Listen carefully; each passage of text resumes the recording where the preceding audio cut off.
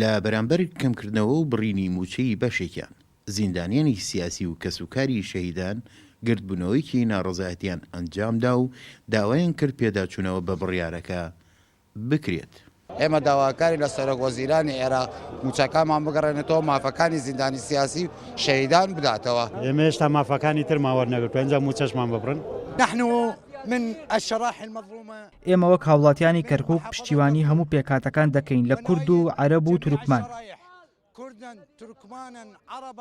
بەشێک لە بەشداربووانی گردبوونەوەکە داوایان لە هەرچێ سەرۆکایەتەکەی عێراق کرد کە دەبێت چاکسازی لە پۆستە باڵەکان بکرێت نەوەک چینی هەژاران و ئەو کەسانەی دەیان ساڵێن لە زیندانەکانی بەعزدا لەژێر ئەشکەنجە بەسەر بردووە. داوا لە هەرسیە سەرۆکایەتەکەی عێراقەکەین بە سەرۆکۆمار و ڕیاسی وزەرا و سەرۆکایەتی پەرلەمان و ئەندام پەرلەمانتارە کوردەکان ئیبەغا پشتیوانیمان بکەن. ننتخب الرئاسات العراقية الثلاث.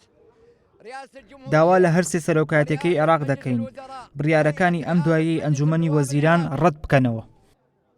حکوومەتی عێراق وەک دەستپێکی چاکسازیەکەی موچەی بەشێک لە خانەنشین و زیندانیانی سیاسی و کەسوکاری شەهیدانی کەم کردووەتەوە و موچەی بەشێکیانشی بە یەکجاری ڕاگردووە بە بیانووی ئەوەی بەشێک لەو هاوڵاتیانە دوو موچە لە حکوومەت وەردەگرن ئەویش ناڕەزایەتی بەشێکی زۆری هاوڵاتیانی لە سەرجەم پارێزگاکانی عێراق لێکەوتووەتەوە.